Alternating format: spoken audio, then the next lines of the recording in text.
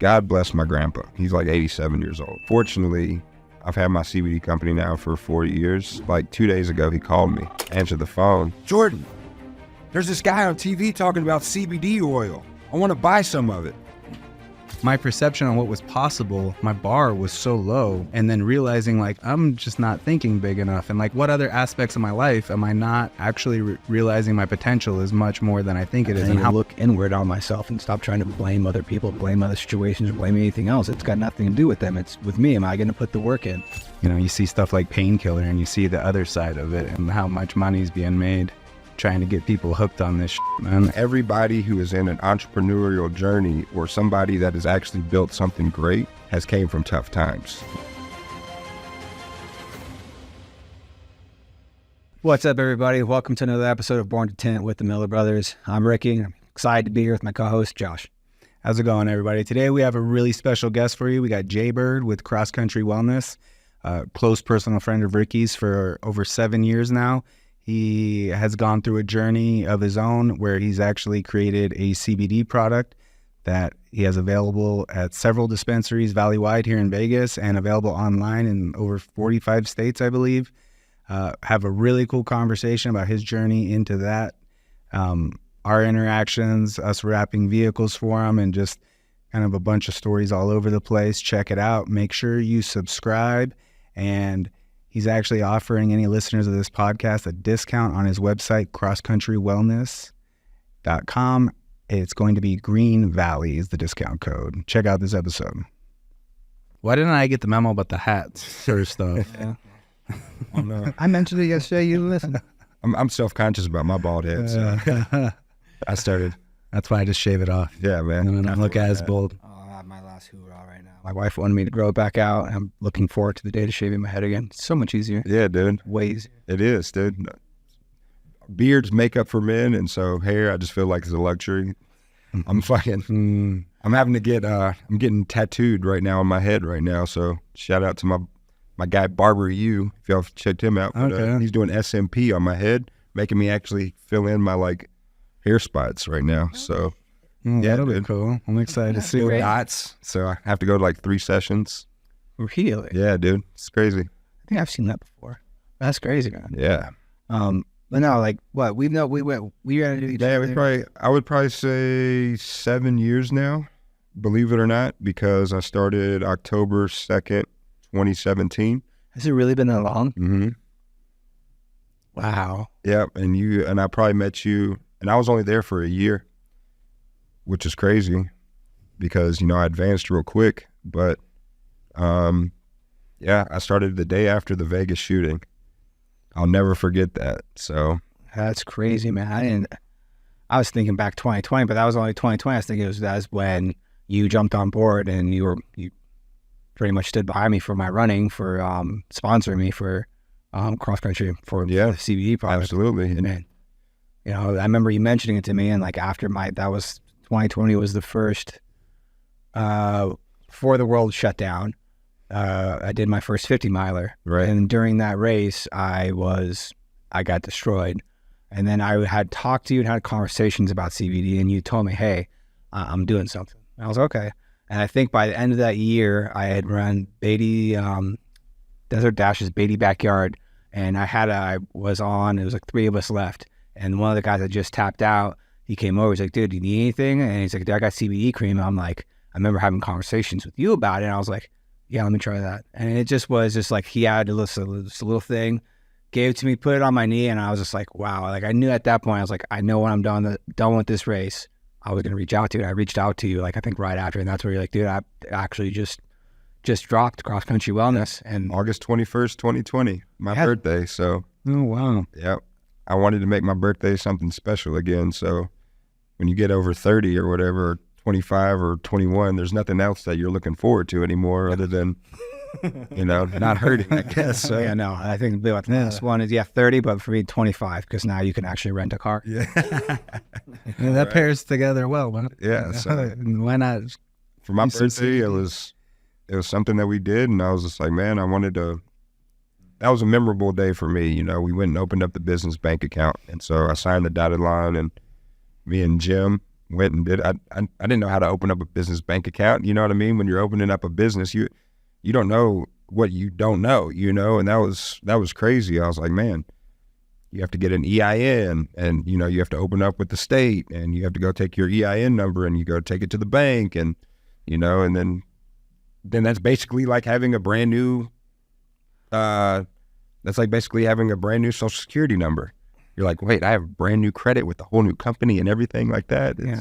See, like, well, we lucked out in the fact that we stepped into the business. My parents going through all of that and like slowly picking up. And as I went from an installer to the more business side of it, starting to get more curious and ask my parents questions, but still like stuff like that, I know stuff like that needs to be done. Never been a part of that process though. And that's okay. You know, like there's nothing wrong with stepping into a business. I feel like everybody should at least start a business though and see what the process of actually doing it is, so you can appreciate where it's at now. You know what I mean? So you think about the Coca-Colas, the Starbucks, they all started just like me. You know, they all had to go open up a business bank account one day, and they had to sign the dotted line. They weren't just handed these things. And so I think that's what's really inspiring is like, hopefully I'll be able to leave this to my kids. Yeah. Now, granted, they won't have to figure that out, but still, it's still cool that you guys, both of you, are products of somebody that it's just your mom and dad, but they did start something that's successful, and you know, you're seeing significant growth over the last couple of years too. So yeah. Congratulations on y'all's growth, because I've seen y'all been growing, you know, a lot. Thank you. So I appreciate that. It's been fun. You're right back at you, man. Like from where Cross Country Wellness started to where it's at now is like, it's what, you're in how many states?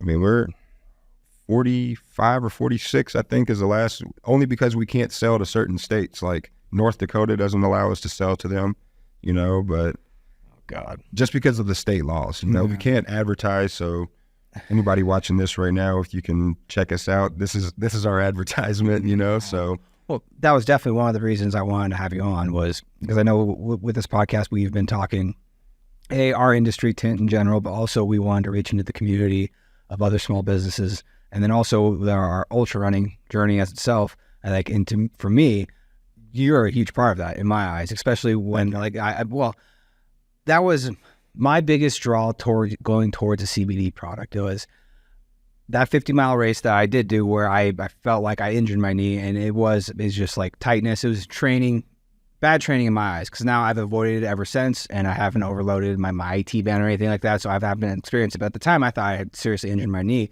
and like I almost quit that race.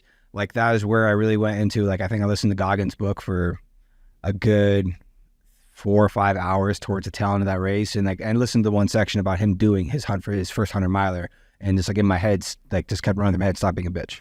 like you did a 50-miler, like this dude deadlifts, did all this stuff before the race, went out there and did a 100-miler, a loop, which I've yet to do a 1-mile loop race, which I can only imagine you're going to get to a certain point where you just want to bash your head into a wall, just seeing the same stuff over and over again.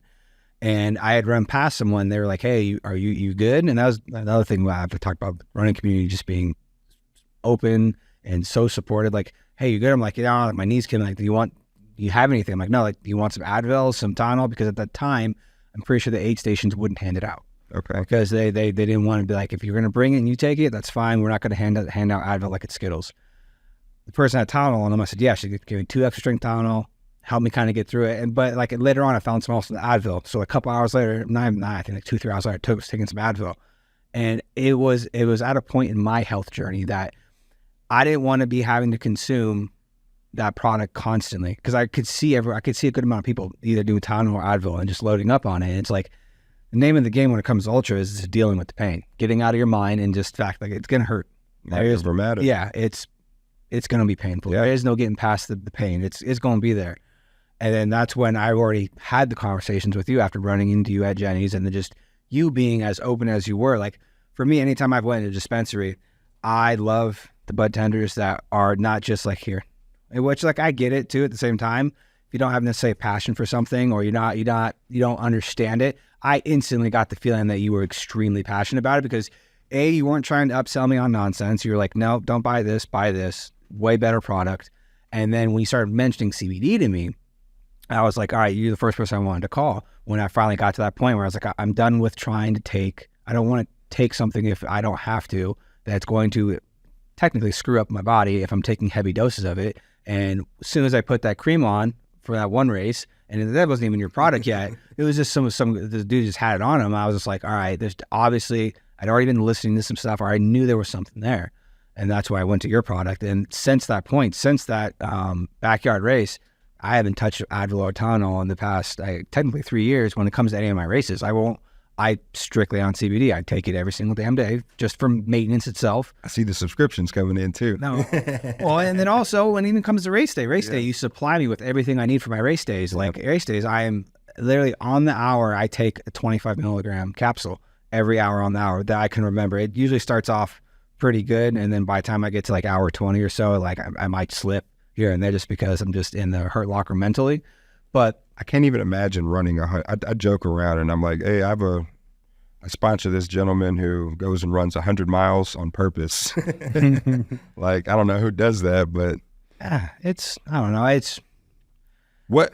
At what point, like, did you just say, I'm going to go try to run 100 miles? Like, what made you want to run 100 miles? Because like, you could have done a bike, you could have swam, you could have, I don't know, you could have climbed a mountain. I guess I've always been kind of interested in, since listening to Goggins was the one who kind of sparked my brother got me into running, got me back into running. Oh, could you run 100 miles too? Actually, I got him into it, but I haven't run 100 miles yet. So ultras are defined as anything over a marathon. Okay. So I kind of I started doing trail running in Texas while still in the military and like as I transitioned out. And then I didn't get up to anything further than like a 25K or a marathon distance until I moved back out here. And then I ran my first ultra, which was a 55K. So 34 miles, something along those lines. Or, yeah, I don't remember. 34.1 if I'm not mistaken. Yeah, public math. But I did that after moving back out here, and I'm sure I was nonstop talking about it. I think I got him to read the book Born to Run. That book was really yeah, I listened to it also. I've probably listened to it like 5 times now, though, and my daughters now even listen to it. But just knowing that that's possible, and knowing that before having listened to that book, having run a half marathon, and then I was in the middle of training for a marathon, it was like, oh, like in my mind, like a marathon was like the pinnacle. And like, if you go run a marathon, like you're going to be like in a chair or not being able to walk for a week and you can't do another one for a year. Or it was like my perception on what was possible. My bar was so low. Right. And then realizing like, oh, like I'm just not thinking big enough. And like, what other aspects of my life am I not actually realizing my potential is much more than I think it is, and how many people are doing that. And that's the draw to me, is like, how much can I push myself and be disciplined in training and learn what you need to do to actually train to do something like this, and is it possible for me to actually do that, and how can that actually like recalibrate my mind on everything, like business, you know? Like, I think every time you get to the next level of business, it's like you've got this goal in mind, like, oh, we want to make $1 million in a year. And then you find out the reality of like, okay, that doesn't mean you profit $1 million. And okay, so now we need to make more than that. And now you keep reshifting that goal. And it's like, are we limiting our what we're actually trying to accomplish or train for or get ready to grow to? Are we limiting that also in all aspects of life? How good of a dad can I actually be? Now you made whatever it is. You made a good point when you said setting our bar low. You know, like I was just listening to a podcast of Hormozy the other day that said the same thing. You know, he's like, if you think $1,000 is a lot of money, you know, you'll never be rich. Yep. But if you think $100 billion is a lot of money, you know what I mean? Then $1 million isn't that much. Yep. You know, so like where you set your bar is 100%. You know, are you being a good dad? Is your bar here where you only spend 20 minutes with your kids, or do you try to spend that whole hour? You know, do you put your phone away at dinner time? Do you know what I mean? These different things that, no, that's 100%. I agree with that a lot. Is where is your bar, you know, and how do you set that, you know? And where do you learn to set that? Well, and see, that I would say that was probably, you say like, why 100, why do that, why the running? for me, it started off as, yes, he talked about it ad nauseum, and to the point of like, I'm not running an ultra, leave me alone, shut up. And I just wanted to do a marathon because in my eyes, it's like, I want to do Boston, which I still have the aspirations to do Boston. That just seems like it's an iconic race. For sure. Would love to go do it. That'd be sick. So I started off with that. Entered my first marathon when my son was born. Like I had been training beforehand, and I was already kind of getting my mental health and my physical health starting in the right path. Got into running, tweaked my knee a little bit, and then kind of was out of it for a bit. And then when my wife was pregnant, and then I kind of started getting back into it. And the night he was born, that was the first night that I know for certainty that's the first marathon I signed up for, was on the day he was born.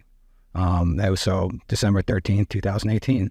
The big drive behind that, which I've mentioned in the past, like in 2015, I had a I guess come to Jesus moment. I got approached by my family. I was driving my life into the ground.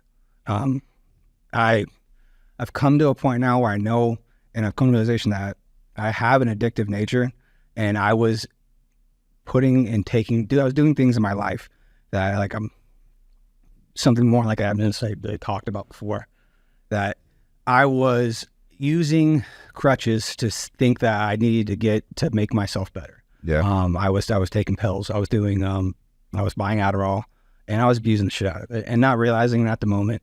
And I tried real hard to fuck my life up. Thankfully, my family stepped in. My wife, don't know why, stuck next to me. Like I put us in a real bad spot. Thankfully, I have the support around me that let me get myself together. And like that, to me, that was the start of my journey to start trying to recorrect my life. I had to earn a lot of trust back. I burned a shit ton of bridges. And I've learned a lot about myself from that point to this point.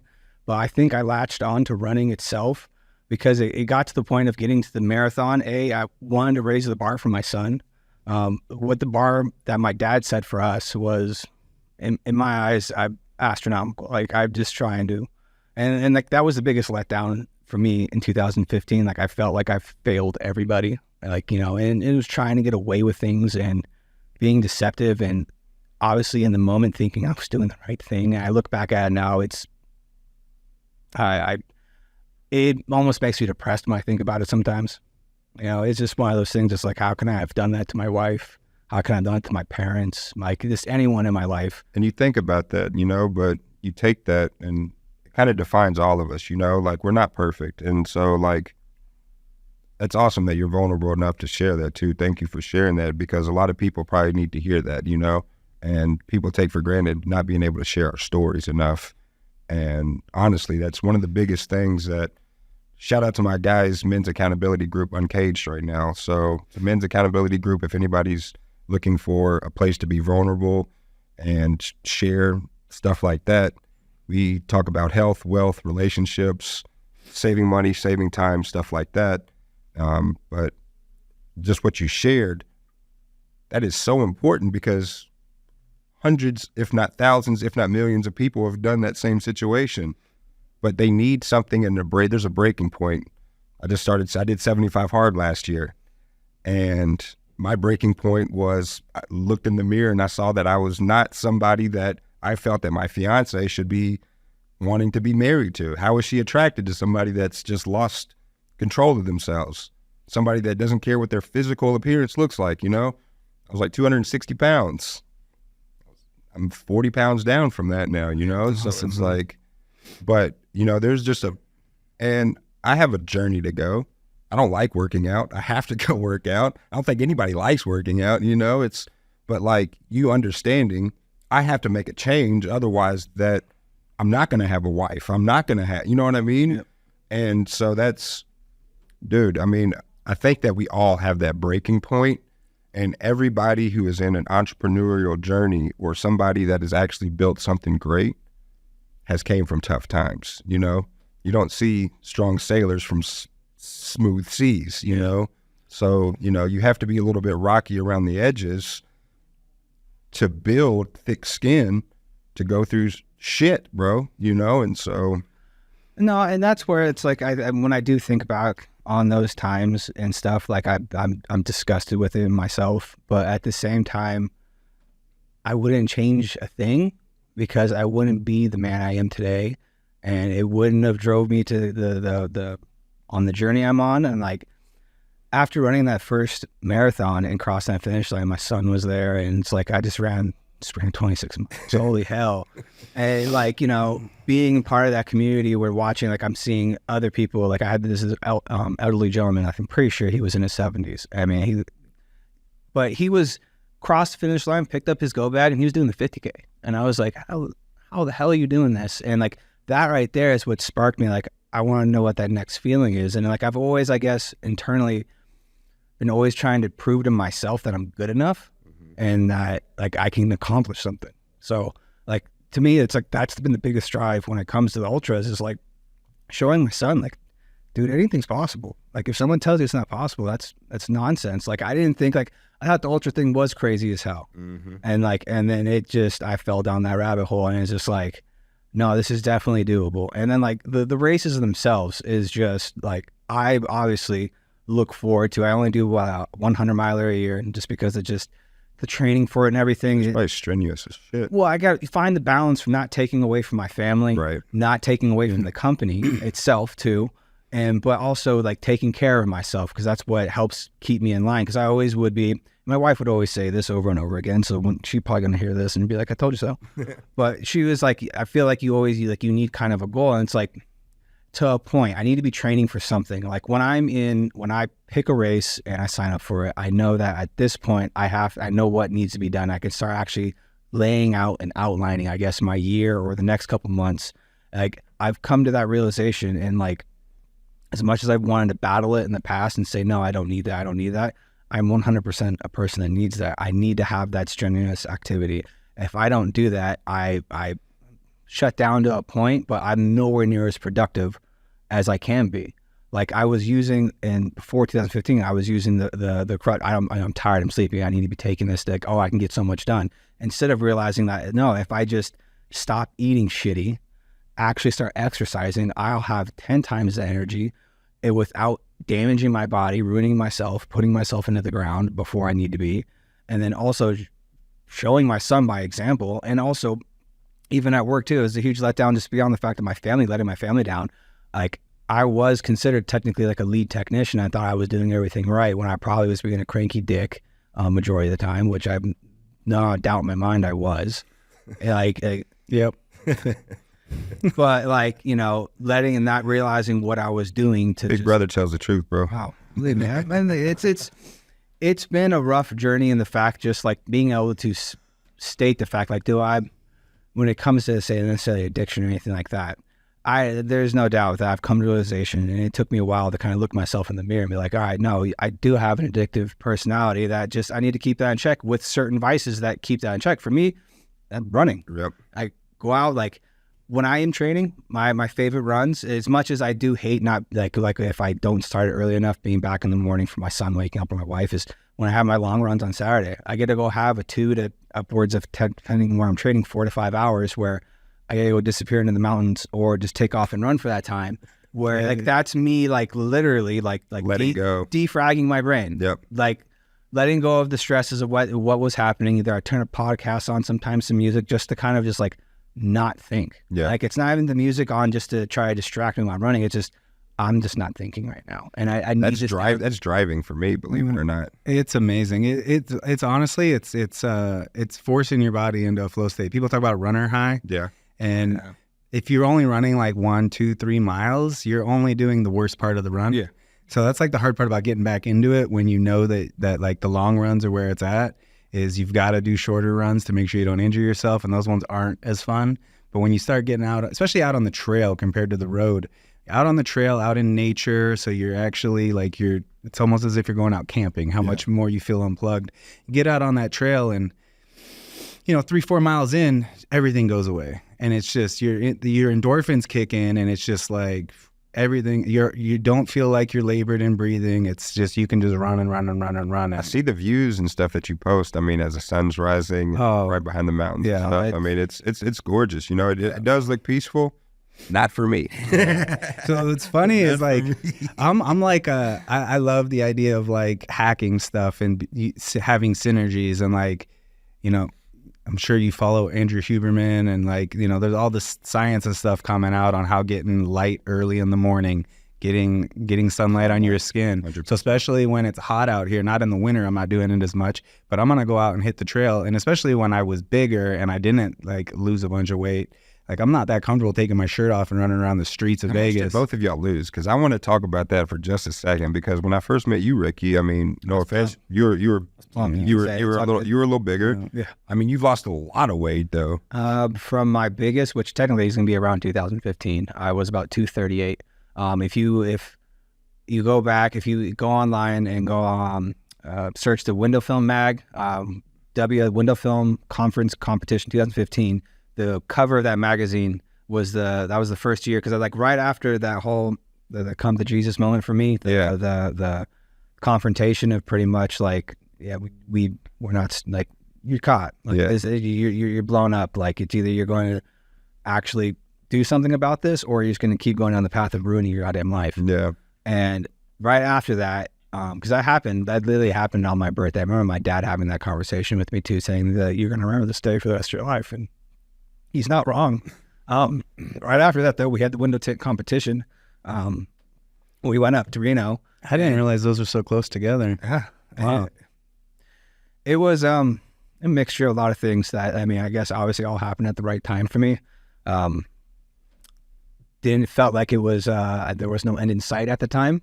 I look back at it now and I'm very grateful for everything and how I was handled, thankfully. And it just like helped shape the man I've become today. But like right after that in September, we went to the Window Film Conference, and like that was like, you know, me and my wife going up there, and like I was able to win the title then. Like if you look at the picture on that magazine, I weighed about 238. And I remember getting a comment from somebody at that time too. He's in our network for Panorama. I forget his name, I should remember. But like the comment, and this isn't necessarily a dig at my dad. It was when they were walking in, like, oh, you look just like your dad. And I was just like, ow, that hurts. My dad's had his own health journey too. I mean, and unfortunately ended in him having a damn stroke. So like hearing that, like being said to me, it's like, yeah, you can perceive yourself in a certain way in a mirror, but it's like, do you really looking at how you look? Like even the comment you made, like, about, is this what I want to look like for my fiance? Like, for me, that obviously was over the top of my head. Like I said, my wife's a damn angel. Yeah. Like I'm the luckiest man in the world. Like I definitely want to be the man I am today. Like I've been with her since I was 17 years old. Oh wow. Like so she's been through me through everything. Then, man. Oh, everything. That's awesome. And I'm very blessed with that. But like, you know, she had already been making her flowers on the way home, dude. She had been making comments. She had made comments to me in a way that I know she was always trying to be supportive. Yes. Exactly. Yeah. And you know, we tend to get like, those are our hardest critics, bro. Like you could tell me that I'm fat and ugly to my face, but if your wife tells you that you're fat and ugly, that hurts. You know what I mean? And so that's a different dagger that kind of stabs you. But you know, at some point, you know, we have to take accountability for our own actions, and that was my biggest thing that I had to come to terms with, was that. And when I finally did that, that's when I bought into Goggins, and then got Jocko. Jocko was a huge push for me to ship. Yep. And to realize that I'm the one who's screwing my life up, no one else. I need to fix myself. And I need to look inward on myself and stop trying to blame other people, blame other situations, or blame anything else. It's got nothing to do with them. It's with me. Am I going to put the work in? Yep. Like, do I want to have that free time? Well, guess what? I need to be disciplined enough to earn the freedom. Like that quotation. That's why that's one of the quotations on my calf is discipline equals freedom. Like it couldn't be more true. Like if you want to go do anything or have the free time or have the money or whatever, you have to have the discipline to get up and get things done, get after it. Go make the money to where you can go enjoy your time. Like, you know, even when it comes like with Christmas coming around right now, my mom makes cookies. And every time she does, like I know as soon as I eat one, I'm not eating one. I mean, like 10 to, I'm all 10 to 12. Yesterday, I literally... Or a whole tub. Hey, Ms. Miller, let me get some cookies. I almost went through an entire tub yesterday. I got them yesterday. I was already fasting through the day, and I already knew what my plan was. I'm going to fast the whole day. I'm going to go home, have my dinner, and then have my dessert. Ate my cookies, and like I didn't feel bad afterwards. It's like, you know what, I'll do that too, or I'll team it up with a run if I know I'm doing like a 10-minute run that day. Dog. Well, Jocko has a really good clip out there of him being like, he went to one of his kids' birthday parties and he's eating a big giant piece of cake, and one of the moms was like, "What's up with the discipline?" He's like, "This is the freedom part." Like, so it's like, I love that quote. Like, so I would say that's the simplest thing to do, but the hardest thing to do is discipline. You know, here's a chocolate bar, you can't have it. You can't have it. Or gamifying it to saying, if I do this, I can have that chocolate bar, you know? And so that's kind of where I've done everything. If I can knock out my critical task list, I don't give a shit if I watch Netflix for the rest of the night. Yep. My task list is done, you know? So finance, the same thing. Yep. If you're disciplined enough to save and not overspend, then when it comes time to go on a vacation, like you've been disciplined to save up, now you got the freedom to go on your vacation. what do you guys feel as y'all are growing right now has been, because obviously as you're growing as a company, I'm sure that y'all's pocketbooks have grown a little bit more, a little bit, you know what I mean? And I'm sure to an extent. So what do you do with that excess? How does your life change with that little bit of excess? Because you're able to do things a lot more freely now that you weren't able to do before. So like, what advice do you guys give people like myself that are coming into these extra funds now, you know, that I'm freer? What do you like, how do you transition, or what is that transition like? I'm probably not the best at this advice because I'm still, unfortunately, the whole like more money, more problems thing is like, you always find a way to spend more. Yeah. So The problem is more kids. More yeah. I keep pumping kids out. So I've got 5 kids now. So same thing that he was just saying is like having the kids, that's a big driver for me too. Like, when I actually moved back out here, I had 2 daughters, and I was actually, so this is my dark times moment. So as I was in the middle of a divorce, I had an ex-wife who was having a drug problem of her own, and you know, I wasn't taking care of myself, and I've now remarried. My current wife, we've been together for 8 years now. Don't look at me. Almost 9. Actually 9. Actually, yeah, I think we're at 9. I remember my own. But so I actually picked up another son that she had already. So I've been raising him since he's like 4. So I don't. He's yours. Yeah. And then we've had 2 more together. One of them was kind of planned. We knew we were going to have another kid together. But when it happened wasn't necessarily the timing we were planned on. And then our 5th one was a complete, my older son, he calls him the Bob Ross baby. Oh, wow. He's our happy accident. So, What's the age gap from the oldest and the youngest? so I've got a 15-year-old who's a sophomore in high school right now, and I've got one that's about to be 2 in a couple days. So it's pretty wide. It's pretty wide. I'm the oldest of 5, so I'm 35, and my youngest brother's 17. Okay. Yeah, see, for me, it was when he dropped that news that he was having a fit. Yeah, the very next day. Not the next day. At that moment when you're telling me, I was on my phone. Vasectomy. Yeah. I went home and was like, my brother just scheduled this vasectomy. Like, And well, at the time, my son was about to turn 3 years old, and me and my wife already talked about by the time he turns 3, if we're not going to have another, like if we were already on the same page, we wanted one. Because like I love my siblings. She has a sibling too. Nothing against not having a brother and sister, because we run a company together. Yeah. My brother and my sister, we run a company together. Right. It was more likely looking at it, which it sounds horrible, and in my eyes, it's not. I was looking at it financially. Like everything costs money At the time. and I want to go do as much as possible with my family. I want to, if it's just me, my wife, and my son, and which he has a plethora of cousins from him, Right. and from Your mother alone. my sister's got 2 kids, and then you go hop onto my wife's side. Her cousins have got tons of kids, all in the same age. So he's got cousins all around him, all over the place. But I want to be able to go to as many places as possible. Like the balancing thing when it comes to obviously moving up in the company, beyond the fact of financially being able to afford a little bit more. I finally have gotten to the point where we have a crew of people, and to where everyone in the company, when we first came up, I couldn't do anything in the summer. I couldn't go on any trips with my wife or girlfriend at the time. We couldn't do it because summertime is when we make our money. Like that's busy time. Yep. So it's not that I wasn't allowed to go. It was I was one of the 2 installers. The company couldn't afford to lose me for 3 to 4 days in the middle of July or August because that's going to crush the company at the time. So, and also I wanted to make my money. I knew that's where I made my money. Wintertime would come. I would bank my hours. I'd save money aside to where it's like I'd keep my pay as evenly as humanly possible. So now we're finally at a point where we have a crew of people to where we can actually take the time off. And like, I know that I can go on a trip, like for my son, his birthday this year, we're going to take him to Disneyland for the first time.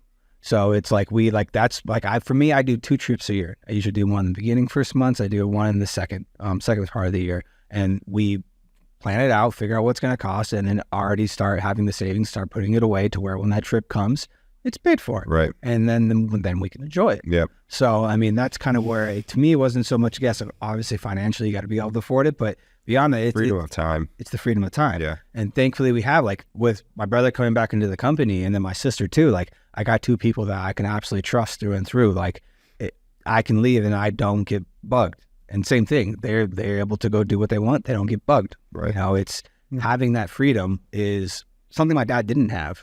You know, he had people, but like it was still very hard for him to, I say, He held on to so much that he couldn't be removed. Our bus factor was 1, right? Like if he got hit by a bus, the company was over. Right. yeah. Now it's not that way.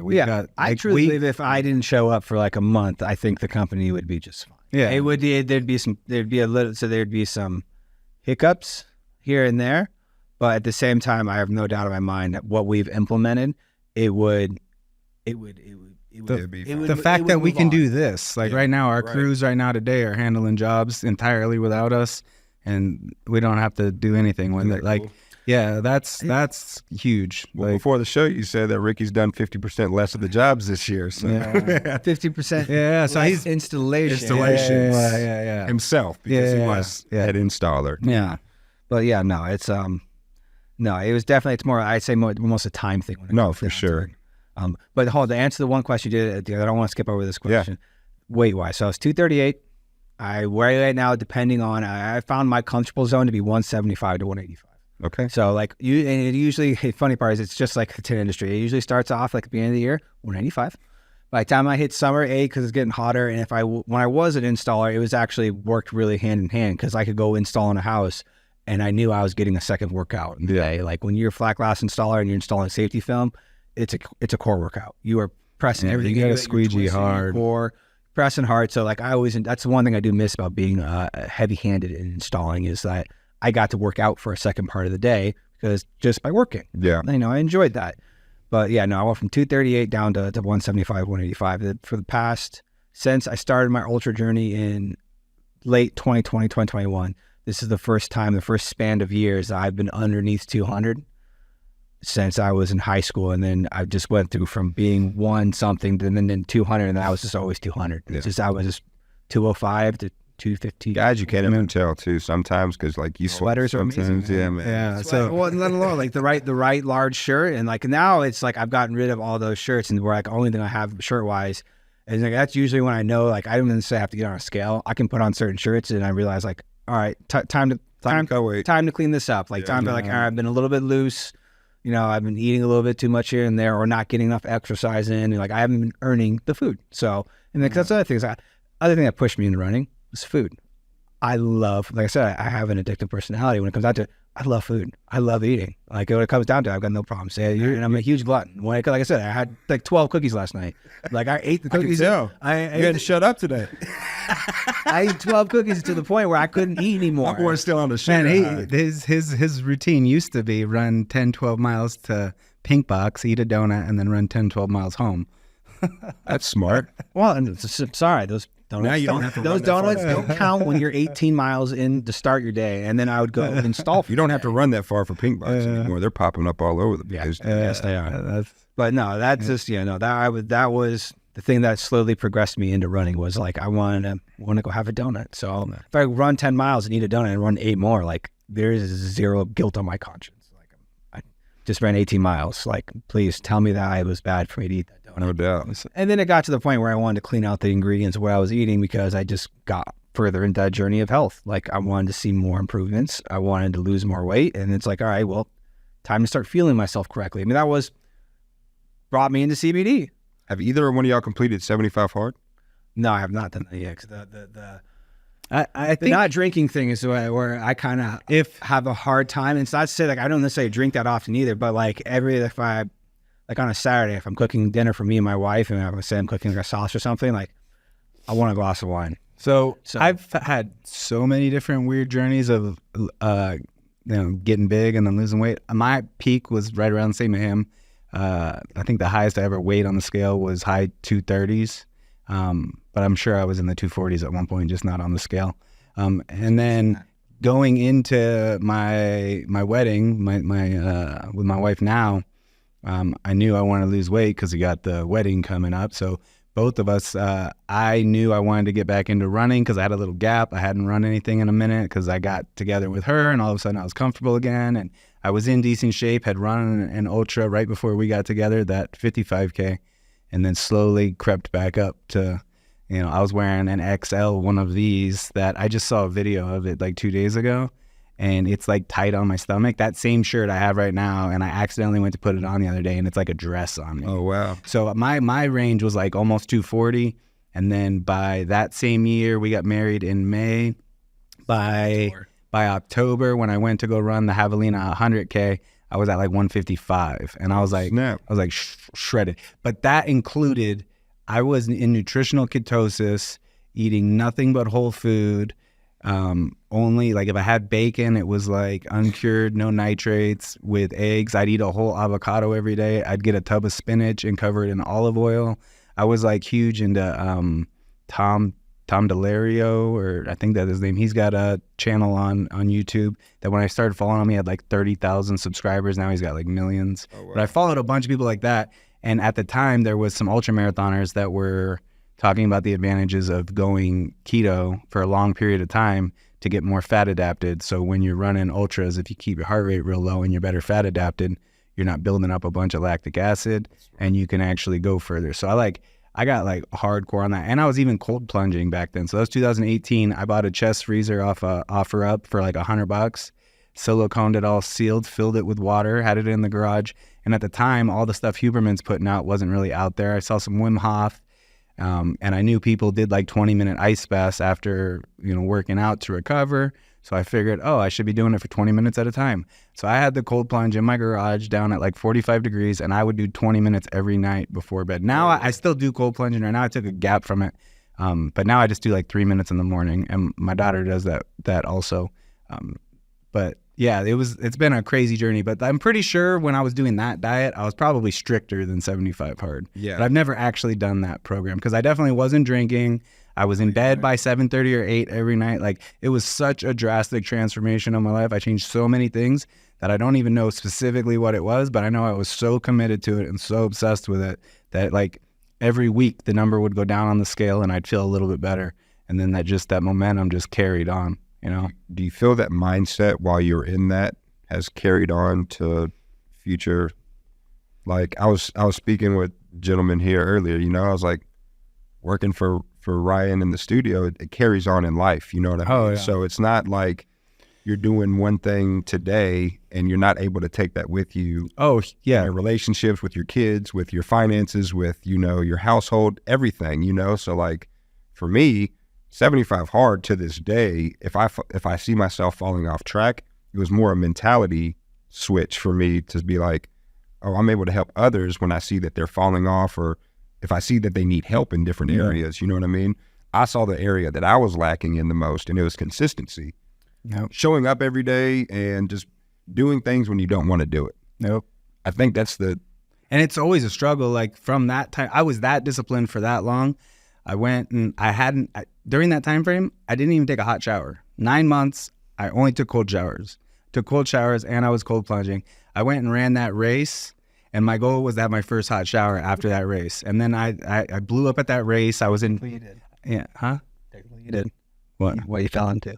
Oh, yeah. Well, Yeah, so that race I went out way too hard and wasn't tracking my heart rate and just was in such good shape. I thought I could run out with the front of the pack, and I didn't finish it because I literally collapsed like 21 miles in and had to be medically taken off the course, given IVs. But when I collapsed, I pulled over to the side of the trail because I gotta pee. So I took a piss on the side of the trail, and then I woke up in a pile of piss like that. I just like, so that's what he's talking about. So that was my epic fail of running my first 100K, which we went back to go run the 100-miler. Did you stop by that little area? Where I was like, I think it was around here. It was like probably near this cactus over here. Yeah, so the fact that I finished 100K while we were there this time was ultimately like my real goal was like at least finish that, because I know how much mileage you need to be running to like truly be ready for a 100-miler. And because I was dealing with a calf injury that just wouldn't go away. And actually, you came by and gave us some CBD because I had never really started taking it. He's the one that's been massively taking it. I started taking it right around the time that my calves stopped hurting. So because he asked, he's like, "What's this?" Oh yeah. Well, I knew what he's been doing, but I don't know. I just never Sometimes, like never started taking it. I got to tell you a funny story real quick. So God bless my grandpa, but he's like 87 years old. And unfortunately, I've had my CBD company now for 4 years. Like 2 days ago, he called me and I didn't answer. And then he called me again. And I was like, oh, Lord, something's wrong. Yeah, that's never good. Answered the phone. Jordan, there's this guy on TV talking about CBD oil. I want to buy some of it. Yeah. And they had to see it from a different source or see it that it was on TV to believe something, you know what I mean? And sometimes it just takes a little bit of... Well, I know he's been praising it up. It's not even so much that I didn't believe in it, but I haven't had any like major issues where I felt like I needed anything extra. It's something that clicks, you know what I mean? And so like for him, it was just a TV ad. Yeah. You know what I mean? But like it's as simple as that. It's just sharing it, or something clicking in relation. But I'm thankful enough that he related and understood that CBD was at least related to me and my company. You know what I mean? So that was a win for me, that knowing that somebody that's 86 years old, they're at least seeing that there are things out there that are going to be able to help people. Well, that's got to be encouraging too, knowing that there's some wind in the sails of like, all right, if he's been reached by something, like how many more people now realize this is an I'm mad option? that it's on TV and I can't figure out how to just run a successful Facebook ad. So Meta, somebody, if they're listening, please, God. Well, is that because it's still federally? Yeah, man. That's crazy. But I'm seeing, here's what's weird. I don't know if it's a money thing or not, because some people do place ads, and I've literally copied their ad copy, put my name on it, branded it with my branded content, changed one word so it's not exactly plagiarism. You know what I mean? It's just a slogan, or we're not copywriting slogans or anything now, and tried to run an ad to it, and it still doesn't work. And so I don't know. You got a meeting this week, Thursday, to find out some more information. But I mean, I'm upset that it's not an equal playing field for everybody. To me, it blows my mind, the fact that it's like you can be taking something that, because every person I've introduced it to, like my mom, she has to deal with your whole family, dude. Yeah, well, it's just it's like you said, because that's that moment where it's either they try the products. The biggest thing for me is like when it comes to the cream, the rub, just here, try it. All I need you to do is try it. As soon as you try it, you're going to be like, well, something's happening. Something's definitely working. There's no doubt about it. Like, 'cause every person I've been introduced to, they're instantly like, oh my God, I feel so much better. And even when it comes to like... I used it last night for a crick in my neck to go to bed. It got me through my training for this past release. Like I had sprained my toe on my right foot, and like I was down for about 4 weeks of training, and I started going to physical therapy. I upped my dosage of CBD per day, just taking it. And then I was every morning before I put my socks on, covered my foot, put my sock on. And then at the end of the day before I went to bed, covered my foot, put my sock on every single damn day. And it's just like, I just need to get back into the fight. Like it just to me is I just need to get back into just a little bit of training. Like I knew if I had gotten to a certain point where I was at training wise, I already built up enough base, and I'd already been 2 years into training for marathon, ultra marathons in general. So I knew my base was big. I knew I had a little leeway to take off time, and it's like, I can get back into this and I should be good. Like, it's a thing where like even my wife was telling me like, are you sure that you should do this. And I'm like, no, I'm good. And like, it wasn't more of just like me trying to be mentally like, oh, I'm good. Like I knew I was good. Deep down, I knew I was good. There might have been a simple thought here or there thinking like, it maybe not. I think that was just I'll go Goggins, my inner bitch, Right. trying to find a way out of it. And From finishing. yeah, and it's just like, no, I need it. And trust in my training, what I had, trust in the physical therapy, trust in the supplements I'm taking, and I can get back at it. After that 4 weeks, I was able to ease myself back into running again. I think I got up to like a 40-mile week, and like I was able to run again without like compensating onto my other legs and causing other problems. Because I did that before I went down. I strained my left calf because I was compensating how I ran because of landing on the ball on my foot was hurting so much. And it's like I went into my PT guy, just like, I just want to know if I'm doing damage. If I'm doing permanent damage, I'm shutting it down. Right. Because running is, I don't want to stop running. As much as I get told when I tell people what I do, they're like, your knees. And I'm like, that's what they told you back in the day. It's changed. If you're doing this correctly and you're doing it with the right amount of training and you're taking the right supplements and actually taking care of your body, that's not true. Like it just isn't anymore. You know, so it's inaction's going to injure you a lot faster. Yeah, like, most injuries from being active or from being inactive, and then you try to be active, and now your ligaments and stuff are weak. And that's the biggest points where I felt the weakest is whenever every time I stop, because usually I'll finish a race, I'll usually take a week or two off, and that's usually like after that 2 weeks, my wife is looking at me like, when are you starting again? That was my biggest takeaway from starting to work out as well, was my lower back started hurting when I started working out my glutes. And I was like, but when somebody explained to me why, that your glutes support your lower back because that's where it's sitting at all day, I was like, that makes perfect sense, you know? So it's like, you know, what's weak, you need to build to make it stronger so it stops hurting, you know? And so that was a big takeaway that I learned from working out, is like, when I start to feel that I'm having bad sleeping habits or anything like that, I just started going back to the gym again, just because I caught myself slipping, and I was like, I'm hurting more than I'm needing to right now. Oh, that means I'm weak in places that I need to be stronger in. And so I think that, but being weak in places that you need to be stronger in, it's funny that it applies to the podcast, but it applies to business. Oh yeah. You know what I mean? Everything. It applies to sales. It applies to, there's a weakness in something. And how do we build that to make this whole thing better, you know? And so your question on like how you see it connecting to everything around you and applying to business and stuff, like for me, that journey of like getting it together, getting healthy, staying down at a healthy weight, staying active, it's for me, but it is also really cool to see it rub off on my kids, to see him get into a journey where like now he's run 300-mile races. I still haven't run one because I got addicted to jiu-jitsu. And I've got 5 kids and a business, and I kind of had to pick one or the other. So my mileage slipped off. And for me, it was like, I'm achieving the same thing with jiu-jitsu. It's a constant growth mindset of like every class you go into, you learn a little bit more. You could never stop learning and getting better, improving. I'm getting a workout in. The social aspect of all the people I'm working out with is like, oh, this is awesome.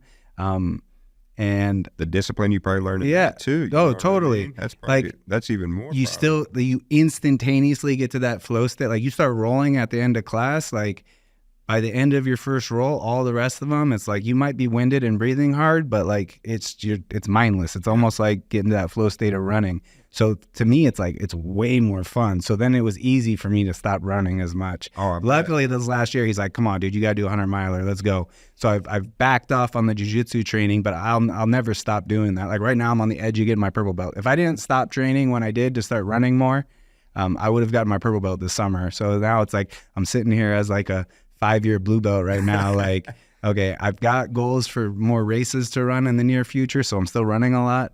But I definitely want to try to find a balance of like, how can I still... What's more important right now to you?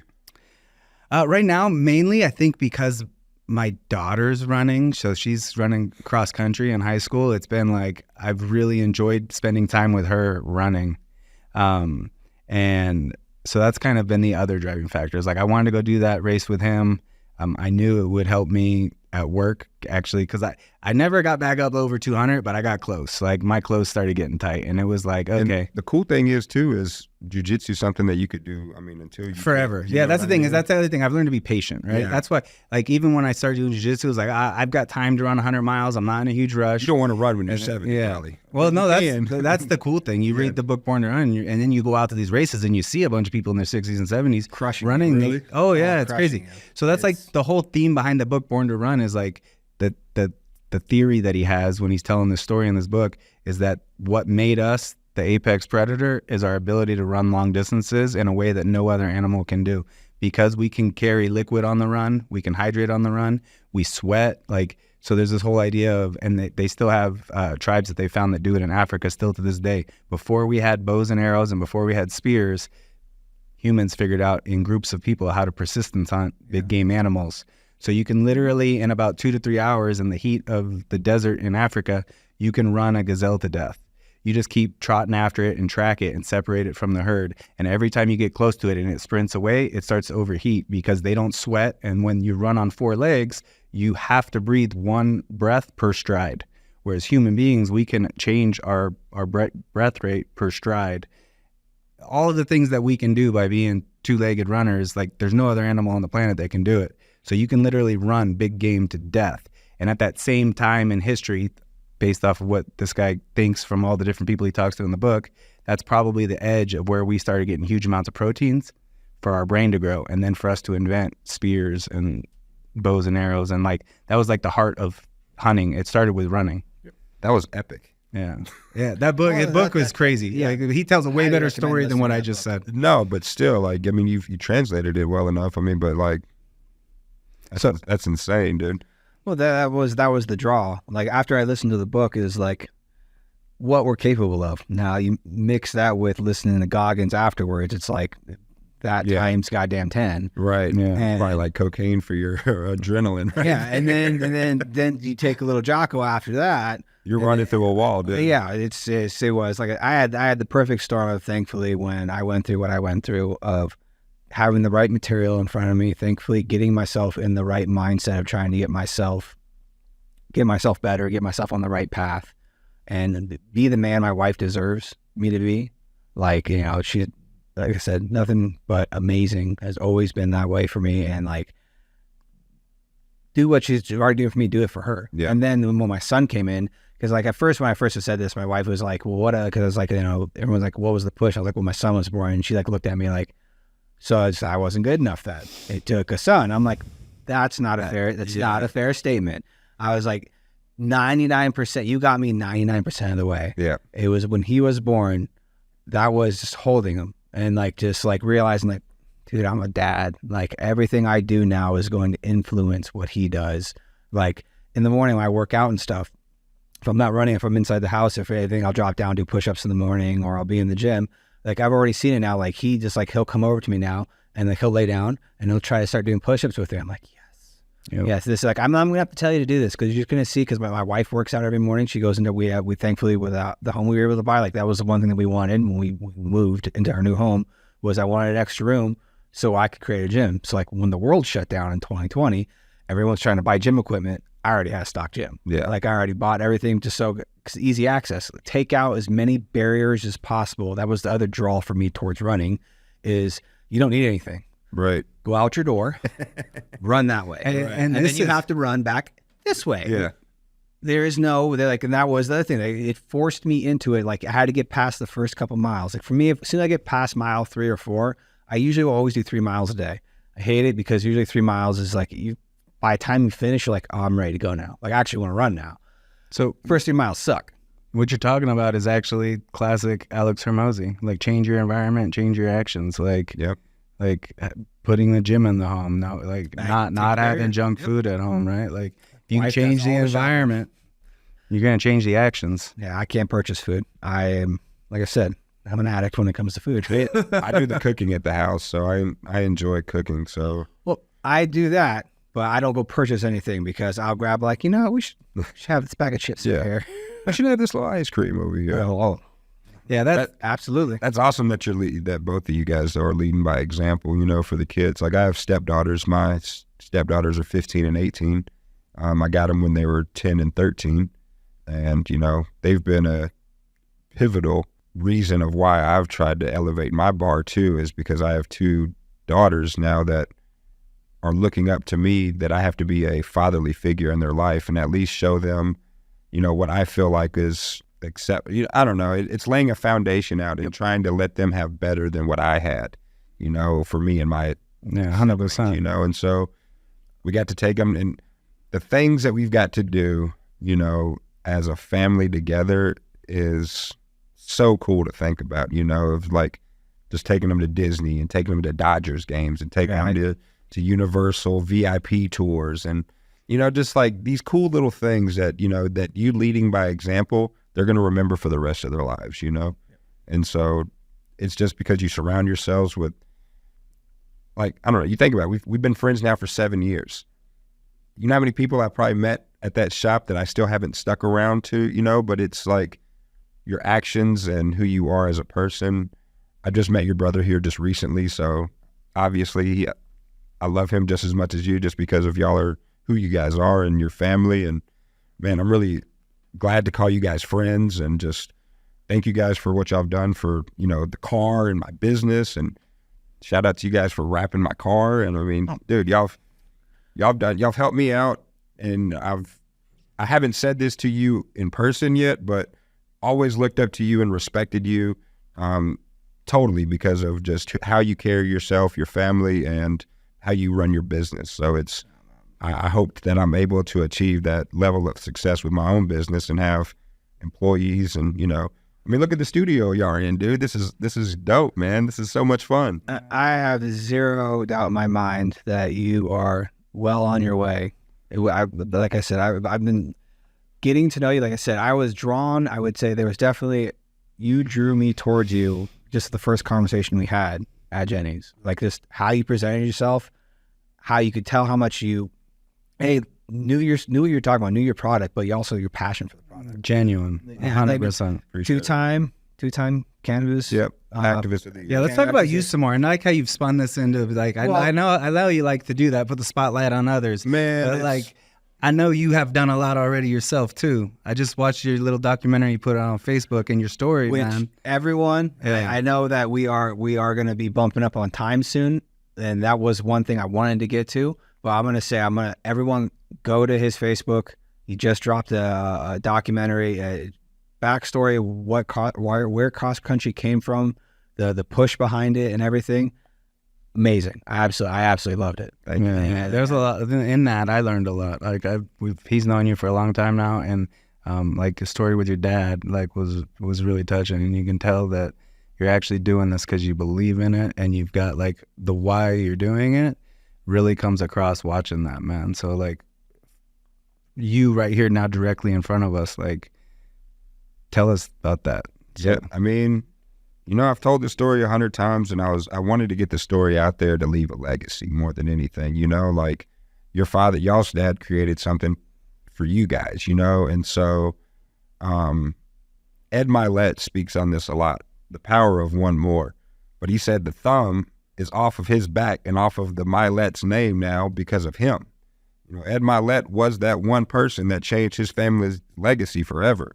You know, y'all's dad helped change y'all's family's legacy forever, you know. And so the new motivation that I had was I wanted to be that one person that could help change my family be financially free forever. If that's my goal, I'm going to be a lot closer when I die than where I started in life, you know. And so I didn't ask to be here, but I'm going to make the most of it while I am. And so, you know, we all have tragedies. You know, we all have things that make us who we are. Your 2015 incident, guess what? 2015 was an incident that my father passed away, you know. So our 2015s, something was looking out for us, bro. You know what I mean? And whatever that path, that created who we are today. And so, you know, when he had his car accident, 17 broken ribs, fractured shoulder, punctured lung, he was in a drug-induced coma for 35 days. Once he recovered, they just gave him hydrocodone and blood pressure medicine, and passed away 6 months later, you know. And so even though my household was split, my mom and dad split ways when I was 10. I was 27 when he passed. That was still my dad.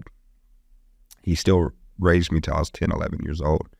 I still had childhood memories. I still had, you know, that's my dad, you know? And so half of what created me was gone. And that was really hard to accept, you know? And so it's inevitable that it's going to happen.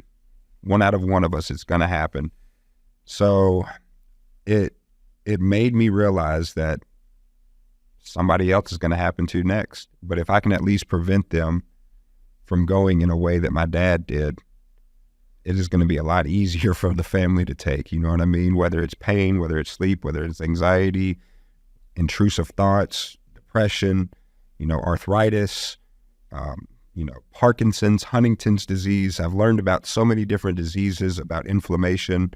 Y'all were talking about peptides earlier, talking with doctors right now. You know, I'm actually getting doctors to try my product and recommend them to patients now because they're actually realizing that these medicines is actually being more harmful and, like you said, addictive, opposed to actually fixing the problem, you know? And so, unfortunately, pharmaceutical medicine nowadays is making people get addicted and not helping people. So I wanted to be the change that I wanted to see in the world and actually have something that helped people, and that be my legacy. And so, you know, we're in over 25 local dispensaries here in town. We just literally picked up one today before I got here on the show. That was really cool. So shout out to all the friends in the industry that are really supporting me and helping me. And y'all are going to see a huge push for me in 2024. So we're opening up Arizona in 2024. So got my sales team down there starting up. So, man, we're growing, and I'm just thankful to be here, man, just to help people. And I meet people like y'all, you know, and it's all about the relationships that we've created along the way, bro. And, you know, the idea of helping people out with something that's natural and doesn't have the harsh side effects of something like opioids. I mean, you weren't on opioids, but just prescription pills in general and how dangerous they can be and how much they can ruin people's lives is really kind of crazy. So I mentioned earlier, the ex-wife going through a divorce. I mean, it was opioids, and, you know, sadly, like, she's not around anymore, right? So, and that addiction finally grabbed hold of her, and it was not an overdose or anything, but a car wreck in the middle of the night going to get drugs. And it's like, you know, so now my daughters don't have their mother, and I know that there's millions of people out there that have been affected in that way. And the idea that there's a way that you can learn to deal with that pain, or at least do something that you know isn't going to be toxic or put you down a hole where you're willing to just, you know, do anything you've got to do, steal whatever to get more of that drug that you're so addicted to that you just completely destroy your entire life. It's awesome to see that there's people out there that are actually trying to work on it. And, you know, you see stuff like Painkiller, and you see the other side of it and how much money's being made trying to get people hooked on this shit, man. And I'm just thankful for people like you doing what you're doing, because I know that it's affected me directly, and I know several people around me that are in the same boat. I don't think there's anybody out there at this point in America that's not been affected by opioids or prescription pills being abused. You know, it's a pandemic that I'm hoping that I can, you know, with people like you that are willing to have, you know, me on the show and, you know, allowing me to share my story and just share our relationship. I hope somebody's at least touched by this to just try it once. You know what I mean? I'll create a discount code for you guys. So if y'all want to go check out crosscountrywellness.com, use discount code Green Valley. That'll work. Yeah. So discount code, use Green Valley, and I'll get you 20% off any orders. So that way, anybody that listens to the podcast today and checks us out, I'll know that they heard it from here. But I'd love to offer that to y'all's listeners too, and just provide them any type of way, and also free consultation with me, you know. So anybody that's struggling with any type of pain, sleep, anxiety, inflammation, or they feel that they need to get off of any type of drugs or anything like that, and they want a safe place to speak, please reach out to me at Cross Country Wellness or info@crosscountrywellness.com. And I'd love to take care of anybody that you guys have listeners on. So, yeah, see, like I said, I have no doubt in my mind you're already on the path to where you're going. The why is so strong. Yeah, and the product speaks for itself. The passion behind it speaks for itself. The type of person you are, how open you are to have a conversation with literally anyone about just like, no, let's just talk. Like the educating, like that's the big, I mean, huge drive for this. Yeah. It was purely educational from our industry standpoint, to educate on our industry, but also educate on our community too. Trying to bring in local community entrepreneurs to the things that have helped us technically get ourselves better, like, move ourselves forward. Like for me, stumbling across you, getting CBD, getting on my regimen of CBD, I have no doubt in my mind that plays a pivotal point in my routine that I have every single week, that I've now gotten myself into with my running. It keeps my running going.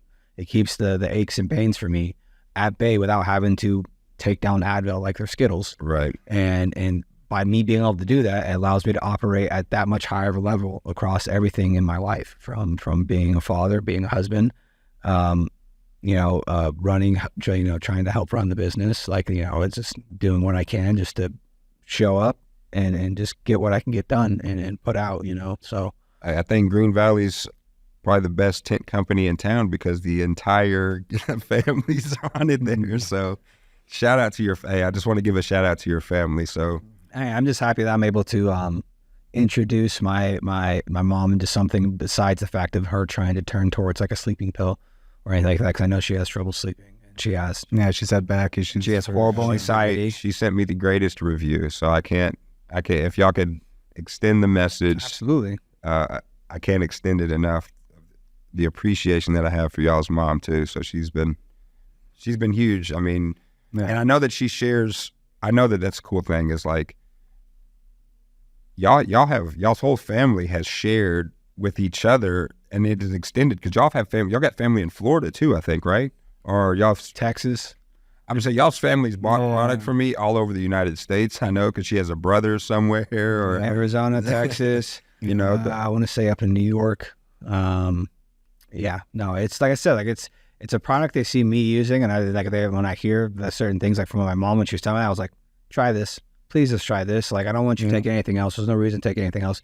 Just try this. Just try it. She found her dosage, and it's a religion for her now. Like, and it's like when she wants some good sleep, tincture, couple capsules, night, and wake up in the morning, feel great, and not doing harm to your body. Like that's one thing that I will say that I've gotten down.